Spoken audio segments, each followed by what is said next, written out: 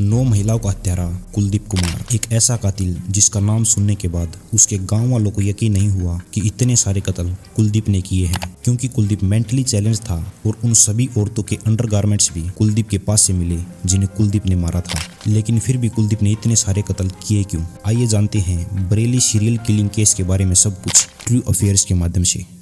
तारीख 5 जून 2023। इस दिन बरेली के साहिब पुलिस स्टेशन में एक फोन आता है कि प्रतापपुर गांव में गन्ने के खेतों में 50 साल की लेडी की लाश मिली है और जिसकी लाश मिली थी उसका नाम था कलावती।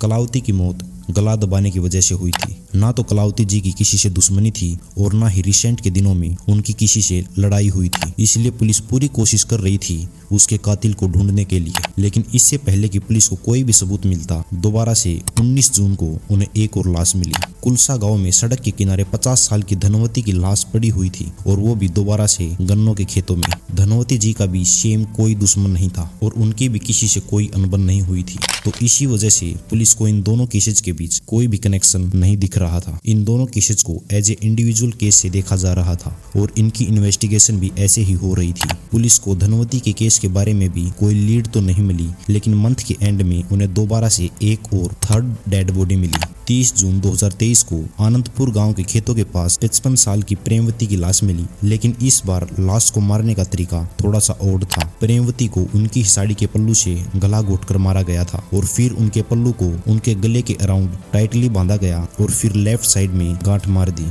कातिल पूरी तरह से ये कंफर्म करके गया था कि ये औरत जिंदा न बची। पिछले 1 महीने में बरेली का यह तीसरा मर्डर था। पुलिस पूरी कोशिश कर रही थी अपनी इन्वेस्टिगेशन के जरिए कातिल को पकड़ने की, लेकिन उनके हाथ में कोई भी एविडेंस नहीं लग रहा था और देखते ही देखते एक के बाद एक खून होते जा रहे थे। यहाँ 4th बॉडी 22 जुलाई को खजूरिया गाँव में मिली, जो थी कुसुम नाम की एक औरत की। कुसुम को भी उसी तरह मारा गया था जैसे प्रेमवती को मारा गया था। 5th बॉडी वीरावती की थी, जो ज्वालापुर गांव में मिली थी। एक के बाद एक इतनी लाशें देखकर अब ना ही सिर्फ गांव वाले डरे थे, बल्कि पुलिस वाले भी डरे हुए थे, क्योंकि उन्हें नहीं पता था कि अगला खून कहां होगा और अगली बॉडी उन्हें कहां से मिलेगी, क्योंकि ये बॉडी सारी की सारी एक जगह से नहीं मिली थी या फिर आसपास जगह से नहीं मिली थी। इसीलिए पुलिस को यह पता लगाना बहुत ही मुश्किल था कि खूनी आखिर है कौन। उन्हें इस बात का भी अंदाजा नहीं था कि इन सारे खून के पीछे सिर्फ एक ही इंसान था या एक से ज्यादा। अब 5th खून होने के बाद 2 महीने तक कातिल शांत बैठा रहा और कुछ नहीं हुआ।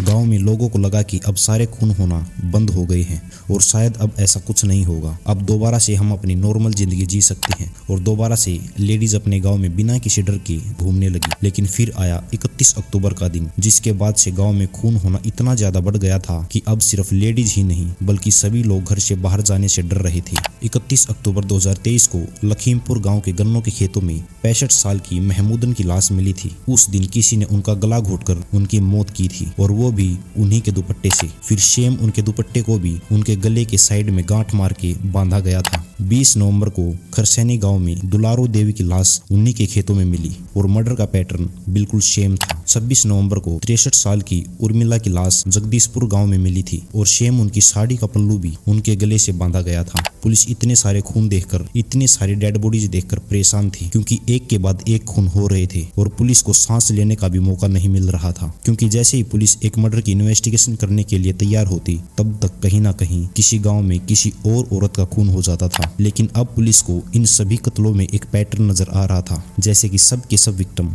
45 साल के ऊपर के थे और सब लेडीज थी। सब विक्टिम की बॉडीज मोस्टली गांव के खेतों के पास ही मिली थी और ऑलमोस्ट सब विक्टिम को उनके ही दुपट्टे या साड़ी के पल्लू से गला घोटकर मारा गया था। और इसी बीच पुलिस ने 3 लोगों को अरेस्ट किया और पुलिस उनसे पूछताछ करने लगी। जब इन तीनों के जेल में अंदर बंद होने के बाद भी बाहर खून हो रहे थे, तब पुलिस वालों को समझ आ गया था कि इन लोगों का इन मर्डर से कोई लेना देना नहीं है। अभी बहुत ही जल्द पुलिस को इन सारे के सारे खून में एक कनेक्शन दिखने वाला था और वो तब हुआ जब इस खूनी ने अपने लास्ट विक्टिम का खून किया। 22 जुलाई 2024 को अनीता देवी अपने मायके से वापस अपने ससुराल आने वाली थी। एक दिन पहले ही उनका बेटा उन्हें उनके मायके छोड़ने गया था, लेकिन उन्हें कुछ काम आ गया था, तो अनीता देवी ने जल्दी घर आने की सोची और वो अपने मायके से निकल तो चुकी थी, लेकिन अपने घर पे कभी नहीं पहुंची। लेकिन जब रात 8 बजे तक अनीता जी अपने घर नहीं पहुंची, तो उनके पति और उनके बेटे ने उन्हें ढूंढना शुरू कर दिया और वो अपने घर के आसपास हर एक एरिया में उन्हें ढूंढते रहे। उनके मन में बस यही चीज चल रही थी कि अनीता का सामना उस कातिल से ना हुआ हो।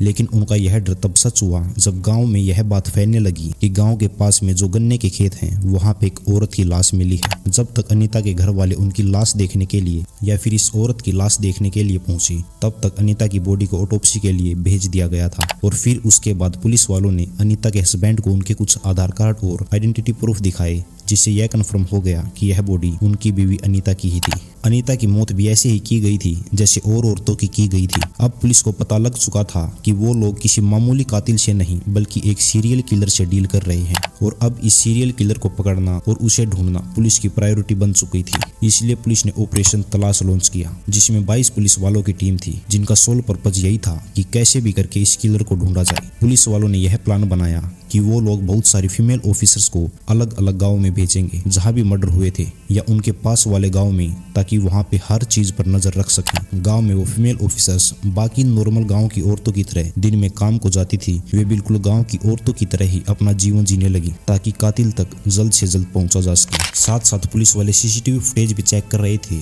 इस एरिया के पास में पुलिस ने टोटल 1500 सीसीटीवी कैमरे की फुटेज चेक की और 600 नए कैमरा लगाए गए। गाँव वालों की हेल्प से पॉसिबल सस्पेक्ट के स्केचेस बनाए गए और जगह जगह उन स्केचेस के पोस्टर लगाए गए थे।